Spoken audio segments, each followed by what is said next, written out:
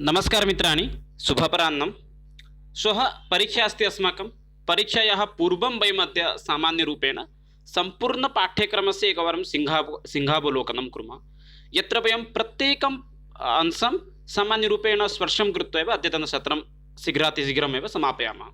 ये केऽपि अस्माकं कीनोट् न दृष्टवन्तः, तत् कीनोट् इदानीम् ऐ बटन् मध्ये उपलब्धः अस्ति, तत्रापि गत्वा द्रष्टुम् अर्हन्ति। तर्हि अद्य आरम्भं कुर्मः एव। ततः पूर्वं सामान्यरूपेण वदामि, अद्य सायं 6:30 एकं विशेषसत्रमस्ति सर्वेषां छात्राणां कृते। ते हिन्दी छात्राः भवितुम् अर्हन्ति, संस्कृतछात्राः भवितुम् अर्हन्ति, ये क्रीडाशिक्षकाः भवितुम् इच्छन्ति तेषां कृते, सर्वेषां कृते अस्ति। अत्र वयं परीक्षामार्गदर्शिका विषये चर्चां कुर्मः। सर्वकारपक्षतः स्वतन्त्रपरीक्षामार्गदर्शिका आगता अस्ति। परीक्षां प्रति गमनात् पूर्वं किं किं करणीयं तस्मिन् विषये तत्र चर्चा भविष्यति। पुनश्च यदि नियमानां परिपालनं यदि कश्चन न करोति तर्हि का हानिः भविष्यति तस्मिन् विषये, पुनश्च नेगेटिव् मार्किङ्ग् यदस्ति तस्मिन् विषये अपि अस्माकं तत्र चर्चा भविष्यति। अतः 6:30 एव समयः निर्धारितः अस्ति। अतः सर्वे एव किञ्चित् सिद्धाः भवन्तु। 6:30 अद्य अवश्यम् आगच्छन्तु। सामान्य 15 निमेषात्मकः एव सत्रमस्ति। लिङ्क् शीघ्रातिशीघ्रमपि भवन्तः प्राप्तुम् अर्हन्ति। ते आरम्भं कुर्मः अद्यतनसत्रमेव। भाषासन्दर्भे एव अहं गतवीडियो अर्थात् कीनोट् मध्ये विस्मृतवान् आसं, न स्थापितवान् आसम्, अतः अत्र भाषासन्दर्भे स्थापयामि। प्रारम्भिकसमये भाषापरिवार अर्थात् भारोपीयभाषापरिवार इति भवति। तत्र शतं वर्गः पुनश्च केण्टं वर्गः एवं प्रकारेण वर्गद्वयं भवति। तत्र शतं वर्गमध्ये आगच्छन्ति भारतीय इरानी शाखा इति, पुनश्च केण्टं शाखा मध्ये तथैव कैलेस्टिक् शाखा, ग्रीक् शाखा, इटालिक् शाखा, भिन्नरूपेण तत् चर्चां कुर्मः। केवलं भारतीयशाखा विषये केवलं पश्यामः। भारतीय इरानी शाखा अस्ति। अत्र प्रारम्भिकसमये आगच्छति इरानी शाखा, पुनश्च ट्यूटानिक् शाखा, प्राचीन फारसी शाखा, पुनश्च आधुनिक फारसी। फारसी भाषा द्वयमस्ति, प्राचीन फारसी पुनश्च आधुनिक फारसी, एवं प्रकारेण भागद्वयं भवति। पुनश्च तत्र भिन्नरूपेण भारतीयशाखा अस्ति। भारतीयशाखा मध्ये के भारतीयभाषाः उपलब्धाः सन्ति। अतः प्रश्नः यदि भवति भारतीयशाखा भारोपीयभाषापरिवारस्य कस्य अंशः वर्तते, उत्तरं तत्र वक्तुं शक्नुमः 100 वर्गस्य अंशः इति। प्रश्नः अपि आसीत् इरानी भाषा कस्याः शाखायाः कस्य वर्गस्य अंशः, 100 वर्गस्य अंशः भवति। तथा केण्टं वर्गविषये यदि चिन्तयामः, तत्र कैलेटिक् शाखा मध्ये भाषाद्वयं, जर्मनी भाषाशाखा अस्ति, पुनश्च इङ्ग्रेजी शाखा, पुनश्च ग्रीक् शाखा, ग्रीक् जनानां भाषा, पुनश्च इटालिक् भाषा, एवं प्रकारेण इटालिक् इत्युक्ते लाटिन् भाषा। एतासां विषये तत्र वर्णितः अस्ति। अतः किञ्चित् सामान्यरूपेण एतद् भवन्तः स्क्रीन्शाट् अपि स्वीकर्तुम् अर्हन्ति। एतत् किञ्चित् सामान्यरूपेण पश्यन्तु, यतोहि अयं विषयः अन्येषु पुस्तकेषु भिन्नभिन्नरूपेण अस्ति, किन्तु सर्वकारपक्षतः यत् पुस्तकं प्रकाशितं भवति तत्र एवं रूपेण लिखितम् अस्ति। अतः एतस्य एव किञ्चित् वयं सम्यक् रूपेण परिपालनं कुर्मः एव। अग्रिमः अस्ति भारतीयशाखा अस्ति। तत्र भारतीयशाखा भारतीयभाषाणां विषये एव अत्र चर्चां वयं कुर्मः। भारतीयभाषावर्गं यदि वयं पश्यामः, भारतीयभाषावर्गः किं भवति, भागद्वयं भवति। अत्र एका अस्ति आर्यभाषा, प्रारम्भिका अस्ति आर्यभाषा, आर्यभाषा आगच्छति, अनन्तरम् आगच्छति द्राविडभाषा। आर्यभाषा मध्ये के के सन्ति तदपि एकवारं सामान्यरूपेण पश्यामः। द्राविडभाषा तु अत्यन्तं सरलम् अस्ति। द्राविडभाषा मध्ये तेलुगुभाषा, तमिळभाषा, कन्नडभाषा, मलयाळं भाषा, अर्थात् आन्ध्रप्रदेश पुनश्च तमिळ्नाडु, कर्नाटक, केरल, 4 प्रदेशस्य एव भाषाः द्राविडभाषायाः अन्तर्भुक्ताः सन्ति। किन्तु अन्यप्रदेशीयभाषाः आर्यभाषायाः सम्पृक्ताः सन्ति। आर्यभाषा इत्युक्ते संस्कृतभाषा, वैदिकभाषा इति वदन्ति अपि। अत्र किमस्ति, उत्तरभारतीयाः, द्वितीयः अस्ति पूर्वभारतीयाः, अग्रे सन्ति पश्चिमभारतीयाः। एवं प्रकारेण भागत्रयं वयं कर्तुं शक्नुमः। हिन्दीभाषा अर्थात् उत्तरीयप्रदेशस्य एव हिन्दीभाषा इत्युक्ते उत्तरप्रदेशः, एतेषु स्थानेषु एतस्य प्रयोगः भवति। हिन्दीभाषा अपि आर्यभाषायाः अन्तर्भुक्ता अस्ति। बङ्गालभाषा, ओडियाभाषा, अहमियाभाषा, अर्थात् बङ्गाल् पश्चिमबङ्गस्य भाषा अस्ति, पुनश्च ओडिया भवति उत्कलप्रदेशस्य भाषा, अहमियाभाषा आसां प्रदेशस्य भाषा। एतेषां प्रदेशानां भाषा पूर्वीय आर्यभाषा भवति एव। पुनश्च पश्चिमीयभाषा अर्थात् गुजरात् पुनश्च महाराष्ट्रप्रदेशस्य भाषा भवति। गुजराठी, मराठी इत्यपि वदामः वयम्। एतयोः भाषा अपि आर्यभाषायाः अन्तर्भुक्ताः भवन्ति। अतः एतत् सर्वम् अस्माकं मनसि स्थापनीयं। सामान्यरूपेण पुनः संक्षेपेण एव वदामि, केवलं आन्ध्रप्रदेशः, तमिळ्नाडु, कर्नाटक, केरल एतेषां प्रदेशानां या भाषा अस्ति अर्थात् तेलुगु तमिळ् कन्नड मलयालम् एताः भाषाः एव किं भवन्ति द्राविडभाषया अन्तर्भुक्ताः सन्ति। अन्यप्रदेशस्य याः भाषाः सन्ति ते सर्वेण आर्यभाषायाः अन्तर्भुक्ताः भवन्ति। अग्रे किञ्चित् वयं पश्यामः। एवमपि केचन शब्दाः सन्ति ये शब्दाः खलु संस्कृतात् अन्यभाषां प्रति गच्छन्ति। यथा अत्र लिखितमस्ति संस्कृतभाषामध्ये एकः शब्दः तस्य ओडिया नाम किम् अस्ति, पुनश्च जर्मनी नाम, इङ्ग्रेजी नाम, लाटिन् नाम। सामान्यरूपेण पश्यन्तु, संस्कृतभाषायां नामन् इति शब्दः अस्ति, ओडिया भाषायां नाम इति वदन्ति, जर्मनी भाषा NAMEN इति वदन्ति, इङ्ग्रेजी भाषा नेम् इति वदन्ति, एन् अत्र लोपो भवति, लाटिन् भाषा नामीन् इति वदन्ति। तथैव प्रत्येकशब्दः अस्ति एव मातृशब्दस्य ओडिया भाषा माता इति भवति, मूटर् इति भवति MUTTER, इङ्ग्रेजी भाषा मदर् इति वदन्ति, लाटिन् भाषा मैटर् इति वदन्ति MATER। अतः एतत् किञ्चित् भवन्तः स्मरणे स्थापयन्तु। एतस्मिन् विषये अहम् अधिकं चर्चाम् अत्र न करोमि। यदि सम्भवति चेत् एतस्य स्क्रीन्शाट् अपि स्थापयन्तु स्वस्य सविधे। एतत् उत्कलसर्वकारपक्षतः यत् पुस्तकं प्रकाशितं भवति तस्मात् एव एतत् अहं विषयं स्वीकृतवान्, अतः अत्यन्तं महत्त्वपूर्णं च भवति एव। अग्रे पश्यामः। केचन ध्येयवाक्यानि सन्ति, प्रसिद्धानि सन्ति, ये खलु परीक्षायाम् अत्यन्तं महत्त्वपूर्णाः भवन्ति। पूर्वं तु OSCT मध्ये प्रश्नः न आसीत्, किन्तु इदानीं CBT मध्ये भवितुम् अर्हन्ति। अतः एतदपि किञ्चित् सामान्यरूपेण पश्यामः। प्रथमं वाक्यमस्ति सत्यमेव जयते। भारतशासनस्य अर्थात् भारतसर्वकारस्य शासनव्यवस्थायां भवति ये प्रशासनिकदायित्ववन्तः कार्यकर्तारः भवन्ति तेषाम् अधभागे लिखितं भवति सत्यमेव जयते, अथवा तथैव बहुषु स्थानेषु सुप्रीं कोर्ट् मध्ये अपि वयं द्रष्टुम् एतत् पारयामः। अग्रे अस्ति तथैव अहर्निश सेवामहे दूरसञ्चारविभागः, बहुजनहिताय बहुजनसुखाय आकाशवाणी, तथैव विद्या अमृतम् अश्नुते राष्ट्रीयशैक्षिक अनुसन्धानं प्रशिक्षण परिषत्, यद् वयं NCT इति वक्तुं शक्नुमः। शरीरम् आद्य खलु धर्मसाधनम्, अखिलभारतीय आयुर्विज्ञान, पुनश्च असतोमा सद्गमय केन्द्रीय विश्वविद्यालय परिषत्, सत्यं शिवं सुन्दरं दूरदर्शनं, पुनश्च एते कश्चन सन्ति सत्यं परधीमहि उत्कलविश्वविद्यालयस्य वर्तते, पुनश्च एते IIT रुड्की, मड्रास्, खडगपुर, मुम्बै, एतेषां किं किम् अस्ति अत्र अधोभागे लिखितम् अस्ति। भवन्तः एतेषाम् अपि अभ्यासम् अपि कर्तुं वाक्यानं शक्नुवन्ति। अग्रे वयं गच्छामः। एतत्तु सर्वं संस्कृतभाषायाः महत्त्वविषये एव सामान्यरूपेण चर्चा जाता। इदानीं संस्कृतभाषाविषये इतोपि किञ्चित् सामान्यरूपेण चर्चां कुर्मः। प्रारम्भिकसमये अस्ति संस्कृतभाषायाः प्राचीनरूपं भवति, छन्दः एव भवति, पुनश्च अग्रे अस्ति प्रश्नः आसीत् अपि परीक्षासु विगतेषु दिनेषु। पुनश्च अपरः प्रश्नः अस्ति, विषयः वर्तते जगन्नाथविश्वविद्यालयस्य निर्माणं 1981 तमे। ओडिशाप्रदेशे संस्कृतभाषा षष्ठीकक्षातः अनिवार्या अभवत्, कदा इत्युक्ते 2010 तमवर्षे। जगन्नाथविश्वविद्यालये संस्कृतविभागः शिक्षाशास्त्रविभागः आगच्छति 2012 तमवर्षे। पुनश्च प्रथमसंस्कृत आयोगः 1956-57, यत्र मुख्या आसीत् तत्र सुनीता चटर्जी महोदया अध्यक्षा आसीत् एव। त्रिभाषसूत्रं विषये अपि तत्र सा उक्तवती। द्वितीयसंस्कृत आयोगविषये 2014-15 सत्यव्रतशास्त्री महोदयः। भारतस्य प्रतिष्ठे द्वे संस्कृतं संस्कृति तथा कः वदति इत्युक्ते विल्सन् महोदय वदति। वारद्वयं परीक्षासु आसीत्। ऋग्वेदस्य अनुवादकः कः आसीत् इत्युक्ते मार्क्स् मुलर् एव आसीत्। तदानीन्तनसमये अपि भारतस्य राजधानी अपि कल्कत्ता आसीत्। पुनश्च भगवद्गीता हितोपनिषदि एतेषां विषये अपि 1785 तमवर्षे चार्ल्स् विल्सन् महोदयः अनुवादं कृतवान्। एतदपि किञ्चित् अत्यन्तं महत्त्वपूर्णविषयाः सन्ति, अंशः वर्तन्ते। सम्प्रति वयं वर्णविषये सामान्यरूपेण चर्चां कुर्मः। बहूनाम् अत्र संशयः अस्ति बाह्यप्रयत्ने। बाह्यप्रयत्नविषये अहं पूर्वे 11 इति उक्तवान्, द्वितीय अत्र 8 इति वदामि, किन्तु सम्यक् किम् इदानीम् अत्र अहं स्पष्टतां करोमि। किमर्थम् 8 सम्यक् अस्ति, किमर्थं केषुचित् स्थानेषु 9 इति अपि लिखितम् अस्ति, अन्येषु स्थानेषु 11 इति लिखितम् अस्ति। सम्यक् किम् अस्माकं लेखनीयं तस्मिन् विषये अपि अत्र अहं स्पष्टतां करोमि। अतः एतस्य विषये स्पष्टतां कुर्मः। वर्ण इति पश्यामः चेत् वयं सामान्यरूपेण जानीमः वर्णः द्विविधम् इति, स्वरवर्णः व्यञ्जनवर्णः इति सर्वत्र वदामः, किन्तु उच्चारणदृष्ट्या वर्णस्य भागं भवति। अतः स्वरवर्णः सन्ति, किं ते पञ्चभागाः सन्ति प्रारम्भिकसमये अवगच्छन्तु। स्वरः कालभेदानुगुणम्, अर्थात् एकमात्रकालः कस्य भवति, पुनश्च ह्रस्वस्वरः कश्चन एकमात्रकालः ह्रस्वस्वरः वर्तन्ते, द्विमात्रकालः दीर्घस्वरः भवन्ति, प्लुतवर्णानाम् उच्चारणकालः त्रिकालः भवति। तथैव उच्चारणस्थानानां विषये यदि चर्चां कुर्मः तर्हि ते दशसु भागेषु सन्ति। कण्ठ, तालु, मूर्धा, दन्त, ओष्ठ, नासिका, कण्ठतालु, कण्ठोष्ठ, दन्तोष्ठ, जिह्वामूल। आभ्यन्तरपर्यन्तं पञ्च आभ्यन्तरप्रयत्नाः सन्ति। स्वस्थ, ईषत् स्वस्थ, ईषत् विवृत, विवृत, संवृत। एवं प्रकारेण पञ्चसु भागेषु आभ्यन्तरप्रयत्नाः वर्णाः अपि सन्ति।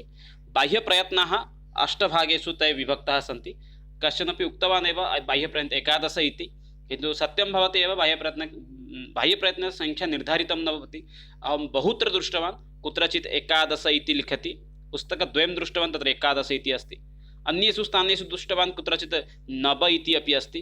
अतः वयं केवलम् अस्माकं यत् उत्कलसर्वकारस्य पुस्तकस्य एव अवलोकनं कुर्मः, तत्र लिखितम् अस्ति अष्टभेदाः इति। अतः अष्ट इति वयं केवलं स्वीकुर्मः। इदानीं वर्णानाम् अनुगुणं किञ्चित् रूपेण सामान्यरूपेण पश्यामः। एतत् भवति उच्चारणस्थानानुगुणं। यथा कण्ठवर्णे के आगच्छन्ति प्रश्नः भवितुम् अर्हन्ति। अ आ, पुनश्च क वर्ग क ख घ ङ, पुनश्च ह अह। पुनश्च तालुवर्णे इ आगच्छति, च वर्ग आगच्छति, य आगच्छति, स आगच्छति। एतद् भवन्तः अपि स्क्रीन्शाट् नेतुं शक्नुवन्ति। एतस्य विषये अधिकं चर्चां न करोमि, समयः अपि नास्ति।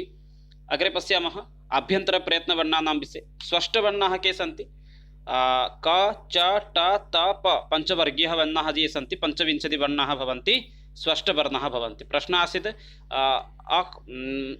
औषष्टि परीक्षा मध्ये क वर्णस्य उच्चारणस्थानं स्पष्टः ईषत् स्पष्टः इति। अत्र वर्गीयवर्णे एव आगच्छति क वर्णः, अतः तत्र स्पष्टः इति भवति।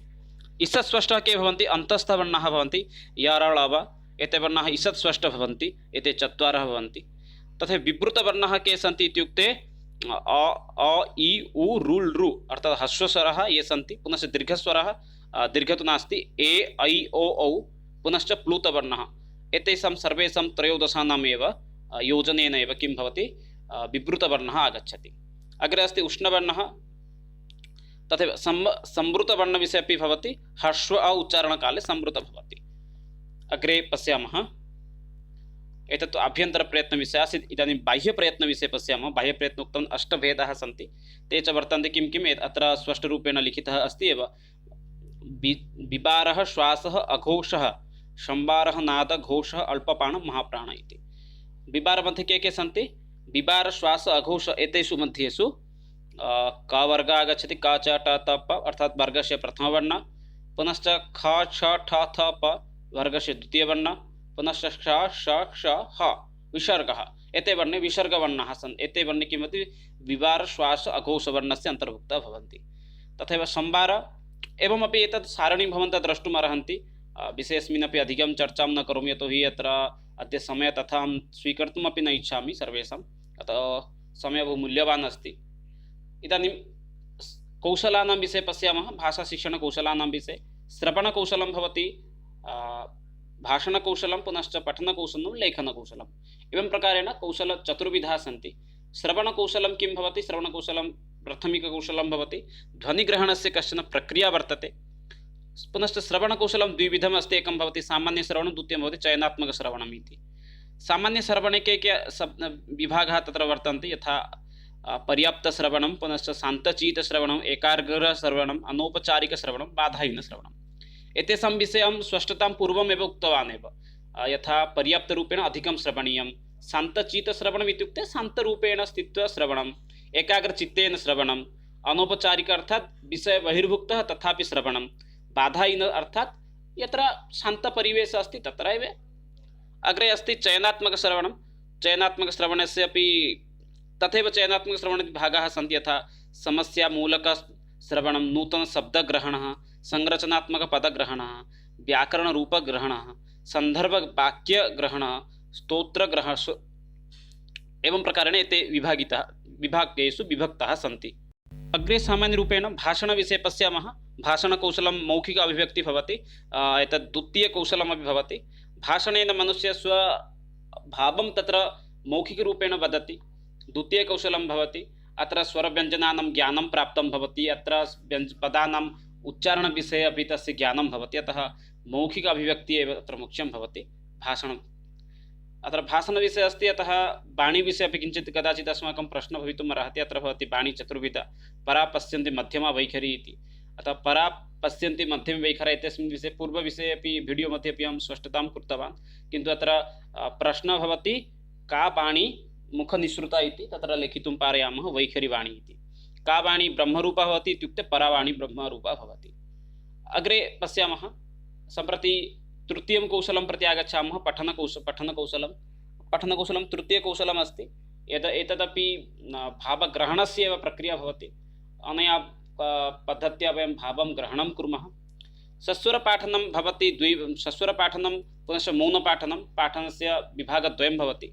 सस्वरपाठने लययुक्तपठनं, मौखिकपठनं, आक्षरिकपठनं, पुनश्च गृहपठनं, एवं प्रकारेण सामान्यपठनस्य सस्वरपठनस्य पठनविभागेषु विभक्तः अस्ति। तथा मौनपठने के सन्ति? यन्त्रवत् पठनं, शीघ्रातिशीघ्रपठनं, अवघोषपठनं, वारं वारं पठनं, पठनगतिमध्ये अपि आगच्छन्ति तथैव मन्दगति पुनश्च सामान्य पुनः द्रुतः अपि तथैव शीघ्रातिशीघ्रपठनं, मन्दसन्नैः पठनम्, एवं प्रकारेण पठनविषये अपि अत्र सामान्यरूपेण वयं स्पष्टतां प्राप्तवन्तः इति चिन्तयामि। पठनं मुख्यतः द्विविधम् अस्ति, सस्वरपठनं, मौनपठनं। सस्वरपठनं किं भवति? लययुक्तपठनं। लययुक्तपठने अधिककालः गच्छति, किन्तु विषयस्मरणे भवति, स उच्चारणस्य विषये अपि जानाति। किन्तु मौनपठने पश्यन्ति, यदि कश्चन सस्वरपठने पठति तर्हि सः अल्पप्राण, महाप्राण, शब्दानां पुनः उच्चारणस्थाने इत्यादि सर्वेषु विषयेषु जानाति, किन्तु मौनपठने एतेषाम् आवश्यकता न भवति। अतः कदाचित् यदि गुण अथवा दोषविषये पृच्छति तर्हि एतादृशः प्रश्नः अत्र भवितुम् अर्हन्ति। अग्रे पश्यामः, लेखनविधिसन्दर्भे अन्तिमप्रश्नः अस्ति। अन्तिमभागः भवति कौशलसन्दर्भात् एव। त्रयविधयः अत्र वर्णिताः सन्ति, यथा वर्णविधि, पुनश्च शब्दविधि, पुनश्च वाक्यविधि।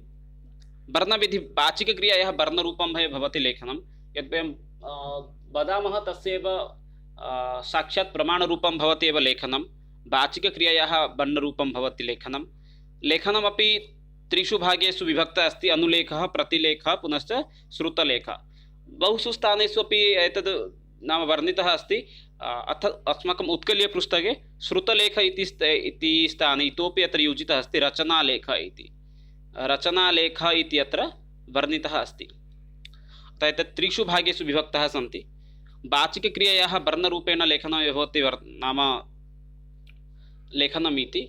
सुलेखस्य त्रयविधयः सन्ति, अनुलेखः, प्रतिलेखः, श्रुतलेखः।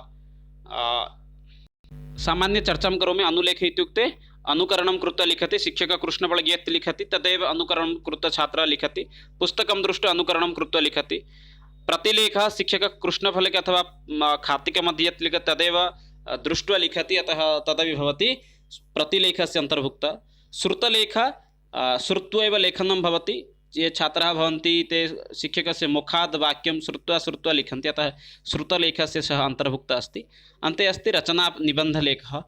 अनेन किं भवति? छात्राणां संरचनात्मकज्ञानस्य वृद्धिः भवति। अग्रे अस्ति पुनः लिपिसन्दर्भे एव अस्ति। लिपि मुख्यतः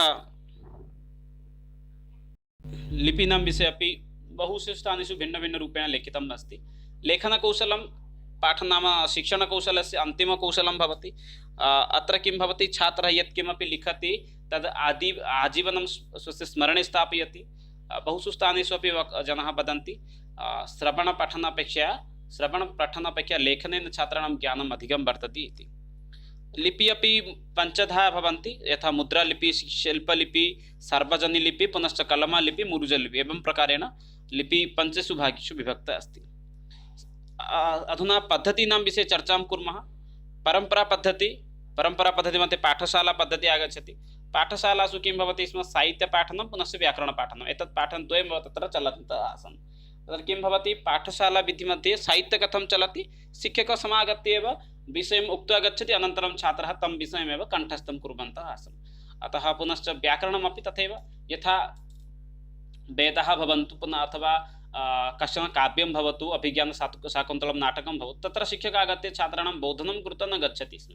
अतः शिक्षकः यत् किमपि वदति स्म अथवा तदेव छात्रं तमेव सम्पूर्णरूपेण मुखस्थं कण्ठस्थं कृत्वा समागत्य वदति स्म। अतः पाठशालापद्धतिः एवमेव चलनासीत्।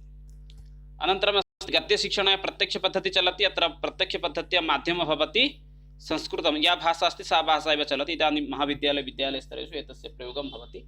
प्रत्यक्षपद्धतिद्वारा किं भवति? छात्राणां भाषाज्ञानं वर्धनं भवति, यथा तेषे वक्तुं पुनश्च संस्कृतेन वक्तुं पुनश्च संस्कृतेन श्रोतुं लेखितुं समर्थाः भवन्ति। अतः प्रत्यक्षपद्धतिः अपि कश्चन मनोवैज्ञानिकपद्धतिः इति वदन्ति। अनया पद्धतिद्वारा किं भवति, व्याकरणज्ञानं न भवति। स्मरणे तत् स्थापयन्तु, व्याकरणज्ञानं प्रत्यक्षपद्धतिद्वारा न भवति, प्रत्यक्षपद्धतिद्वारा केवलं भाषाज्ञानमेव वर्धनं भवति। पुनश्च अग्रे अपि अस्ति, प्राथमिकस्तरे एषा पद्धतिः उपयुक्ता न भवति, यतोहि प्राथमिकस्तरे छात्राः मातृभाषया पठितुम् अधिकम् इच्छन्ति, न तु अन्यभाषाद्वारा। अतः प्राथमिकस्तरे एषा पद्धतिः न उपयुक्ता अस्ति। भारतद्वयम् अत्र लिखितम् अभवत्।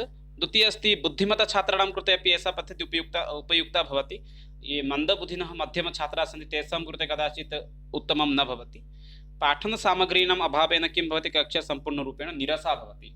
निरसा किमर्थं भवति इत्युक्ते यदि पदपदार्थयोः मध्ये यदि सम्पर्कः तत्र न भवति तर्हि कक्षा सम्पूर्णरूपेण निरसा भवति।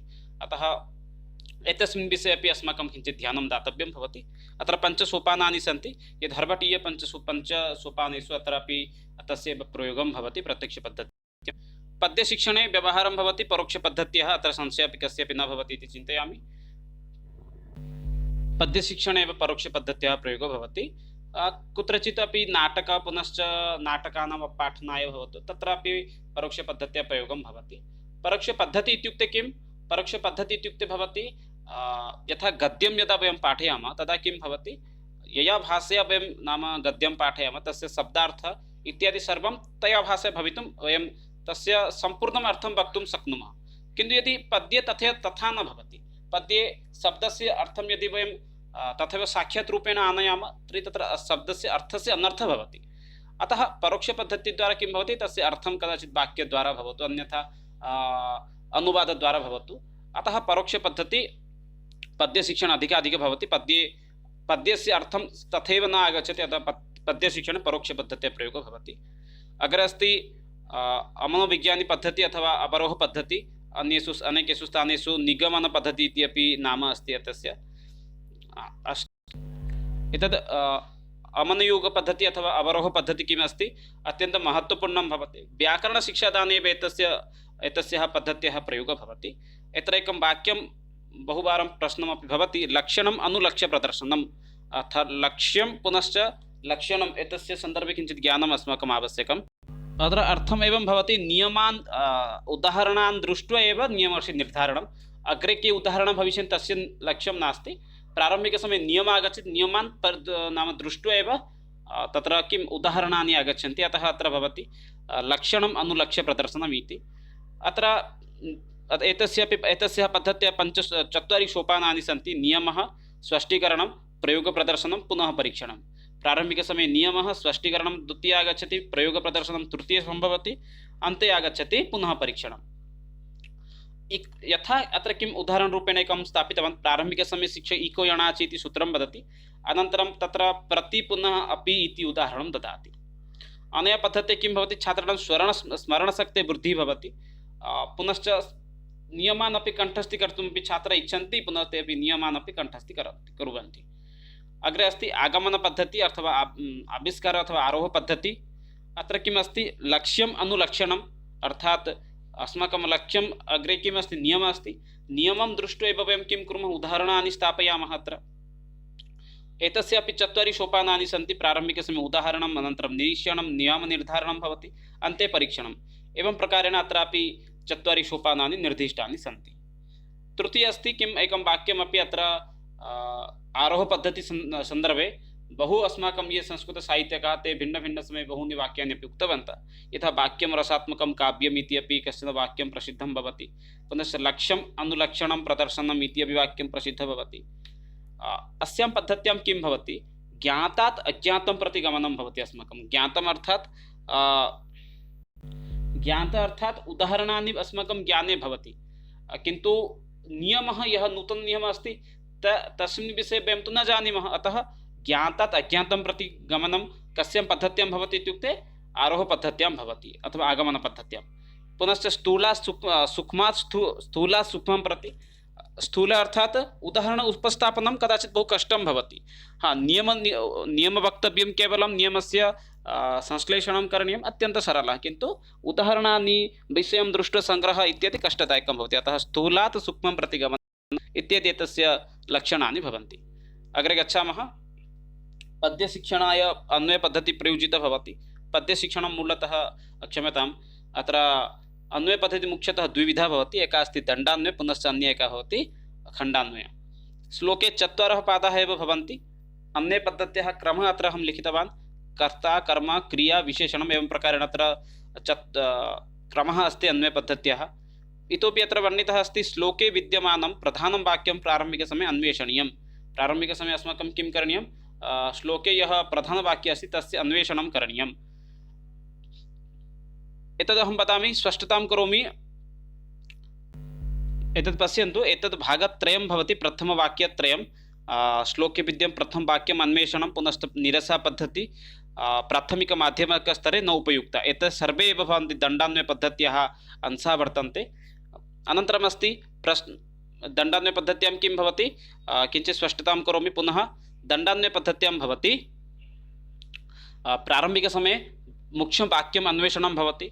अनन्तरं पुनश्च कर्ता, कर्म, क्रिया इत्यादीनाम् एकस्य विशेषणम्, अनन्तरं विशेष्यस्य, पुनश्च कर्मपदस्य, क्रियापदस्य एकस्य चयनं कृत्वा तत्र संस्थापनं भवति।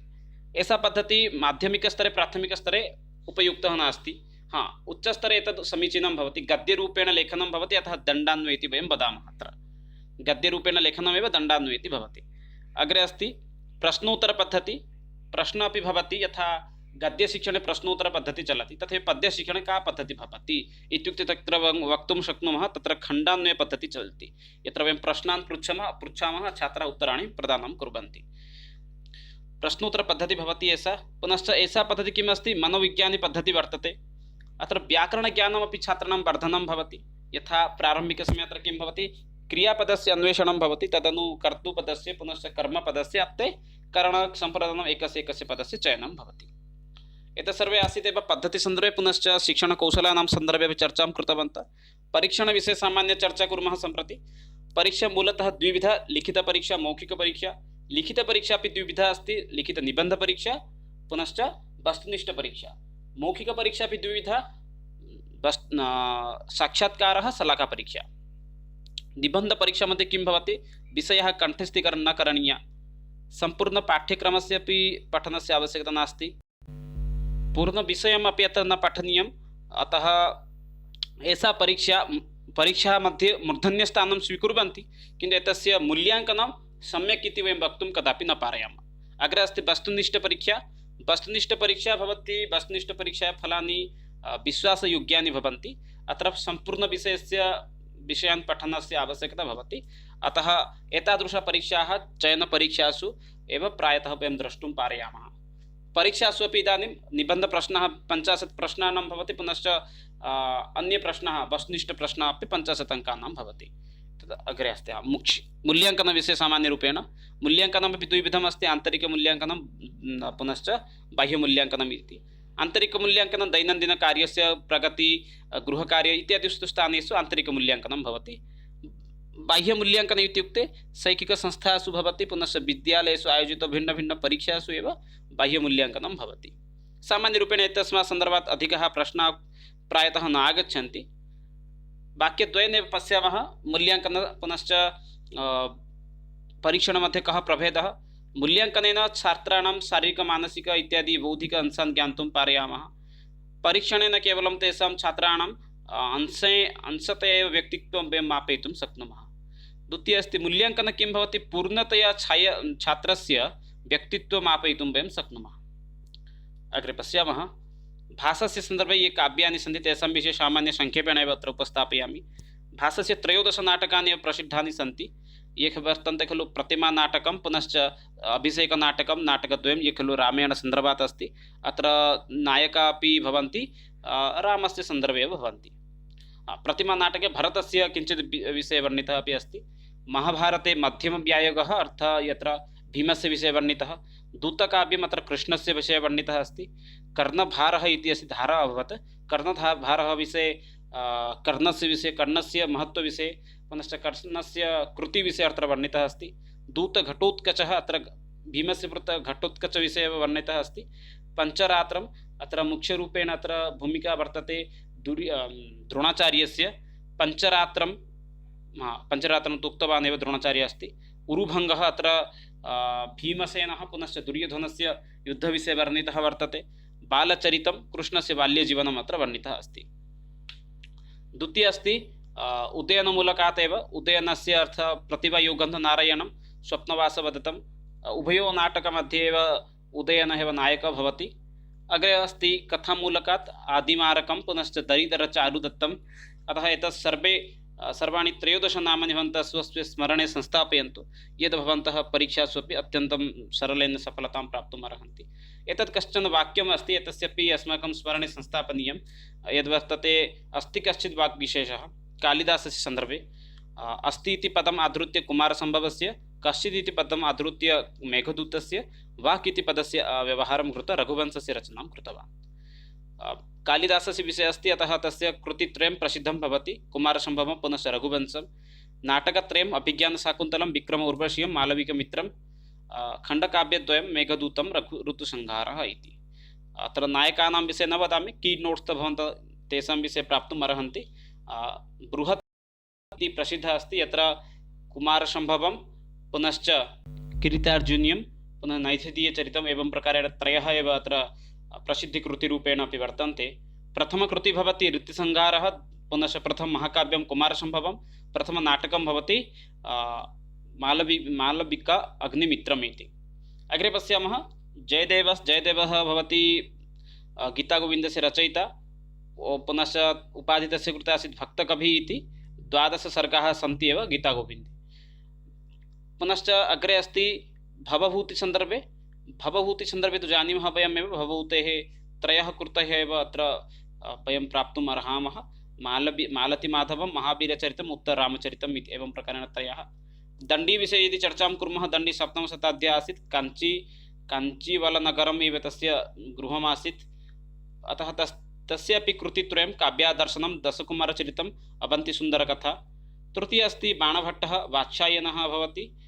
पुनश्च तस्य गोत्रः भवति वात्स्यायन, पितुः नाम भवति चित्रभानुः। एतस्य रचयिता भवन्ति वयं जानीमः एव। बाणभट्टस्य प्रसिद्धा कृतिः भवति कादम्बरी, चण्डीशतकं, हर्षचरितम्। अतः एतत् त्रयमपि तस्य कृतिः वर्तते। एतत् सर्वं वयं किञ्चित् स्मरणे स्थापयामः। अग्रे अस्ति भर्तृहरेः जन्म मालवाप्रदेशस्य धारानगरे भवति, उज्जयिनीप्रदेशः अस्ति। भिन्नम् इति अन्येषु दिवसेषु अपि उक्तवान्, तदपि सम्यक्, एतदपि सम्यक् अस्ति। तस्य शतकत्रयं प्रसिद्धं भवति, यथा नीतिशतकं, शृङ्गारशतकं, वैराग्यशतकं। पुनश्च वाक्यपदीयम् अपि व्याकरणसन्दर्भे तस्य महत्त्वपूर्ण अवदानं भवति। श्रीहर्षस्य सन्दर्भे यदि चर्चां कुर्मः, पिता भवति तस्य श्रीहरिः। तस्य प्रायः 9 कृतयः सन्ति, ये खलु समाजे इदानीमपि अत्यन्तप्रसिद्धाः सन्ति। यथा स्वार्थविचारप्रकरणं, विजयप्रशस्ति, खण्डानखण्डखाद्यं, गौडेश्वर प्रशस्ति, अन्नववर्णं, छन्दप्रशस्ति, शिवशक्तिसिद्धि, नवशङ्खचरित्रचम्पु, नैषधीयचरितम्। एवं प्रकारेण श्रीहर्षस्य अपि एते केचन कृतयः वर्तन्ते। एतत् किञ्चित् वयं स्मरणे स्थापयामः। उपमा कालिदासस्य, भारवे अर्थगौरवं, दण्डीनः पदलालितं, माघे सन्ति त्रयगुणाः।